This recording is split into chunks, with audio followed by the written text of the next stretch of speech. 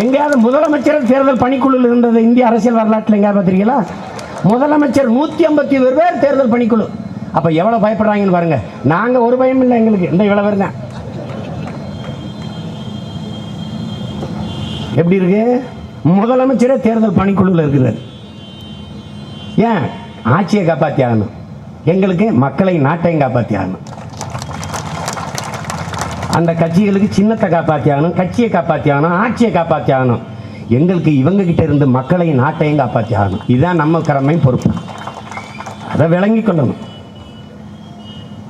ஆள் பார்த்து அடிக்கிறான் நம்மள. எல்லா இடங்களிலும் பிரச்சனை. அதமான தமிழ் மக்கள், நான் என்னிலும் இளைய என் தம்பி தங்கைகளுக்கு சொல்லுவேன், ரொம்ப கவனமாக நம்ம அரசியல் செய்ய வேண்டிய காலம் இது. ஏமாந்துடக்கூடாது, விட்டுறக்கூடாது. ஒரு புரட்சிகர அரசியலை நம்ம முன்னெடுக்கணும். நீ யாருக்காக உழைக்கிற? அண்ணல் அம்பேத்கர் சொல்றாரு, நீ யாருக்காக உழைக்கிறோம் என்ற எண்ணத்தை கைவிடு. நீ பிறந்த பெருமை மிக்க சமூகத்திற்காக உழைக்கிறோம் என்ற பெருமிதமும் திமிரும் உனக்கு இருக்கணுங்கிறார். நீ அதை கவனத்தில் வச்சுக்கணும். நீ எந்த நோக்கத்தை கொண்டிருக்கிறாயோ அதில் அசைக்க முடியாத அழுத்தமான நம்பிக்கையை கொண்டிரு. இது வெல்லுமா? நம்ம வெல்ல முடியுமா? உறுதியாக வெல்றோம். அந்த அசைக்க முடியாத நம்பிக்கை உனக்கு வரணும். நாம வெல்லலைன்னா எவன் வெல்லுவேன்? இன்னைக்கு இல்லை நாளைக்கு வெல்றோம், நாளைக்கு இல்லை நாளை மறுநாள் வெல்றோம். உன் மக்கள் உன்னை தோக்கடிச்சிட்டாங்களே, நீ இவ்வளவு பேசினியே மக்களுக்காக, உன்னை தோக்கடிச்சிட்டாலே. எவன் தோக்கடித்தானோ அவன் ஒரு நாள் தோளில் தூக்கி வைத்து கொண்டாடுவான். இரண்டும் நடக்கும். என்ன நாங்க பேசுறது அவனுக்கு புரியல. அவன் பார்க்குறான், தானை தலைவர், தன் மனை தலைவர், ஐயா டாக்டர் கலைஞர், இதை கேட்டுக்கிட்டே இருந்தவன் புரட்சி தலைவி, இவன் டாக்டர்னு வந்தவன அருமை சொந்தங்களே, யாரா வேற்றுக்கிற மாதிரி வந்து போயிட்டு இருக்கான் நினைக்கிறேன். அதான் பிரச்சனைங்க.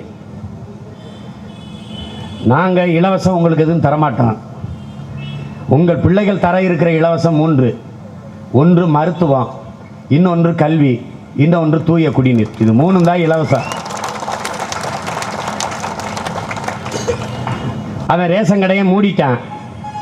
என்னைக்கு உணவு பாதுகாப்பு மசோதா வந்துச்சோ, நாட்டில் உணவு இல்லை, இருக்கிற உணவு உணவா இல்லை, ஆனால் அதுக்கு ஒரு பாதுகாப்பு மசோதா கொண்டாண்டான், கையெழுத்து போட்டான். ரேஷன் கடையை மூடிடுவான். இப்போ போயிட்டு பருப்பு இல்லை, அரிசி இல்லை, பாமாயில் இல்லை, ஒரு வாரம் கழிச்சு போவான், அங்கே கடையே இல்லை. என்ன பண்ண? மூடிட்டான். இப்போ என்ன தருவானா? நேரடியாக அவன் வங்கி கணக்கில் காசு போடுவானா, அதை எடுத்துக்கிட்டு போய் நீ கடைகளில் வாங்கிடுவான். கடை யாருது? அதானி அம்பானி. இது யாருக்கு ஏஜென்ட்டு? நான் திரும்ப சொல்கிறேன், புரோக்கர் பயல்களை பிரதமர் முதல்வர் ஆக்கி வச்சுட்டிய. நீ அவன் புரோக்கர் வேலை பார்த்துருக்கான், நீ வந்து உட்காந்துட்டு செல்போன் டிரான்சாக்ஷன் செல்போனுக்கு உற்பத்தி செய்கிறவன் அவன் லாபமா இல்லை மக்களுக்காக வருதா அவனுக்காக வருது?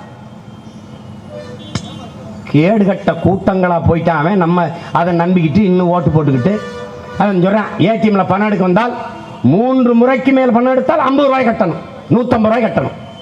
நான் என்ன சொல்கிறேன், 150 ரூபா தான் இருக்குது ஏடிஎம்ல, அதை எடுக்க வரேன், எடுத்து ஒன்றை கொடுத்துட்டு போயிடுறதா? அப்போ வீட்டில் போய் நான் சோத்துக்கு என்ன பண்ணுறது? ஏப்பா என்ன பயங்கரமான ஆட்சியாக இருக்க.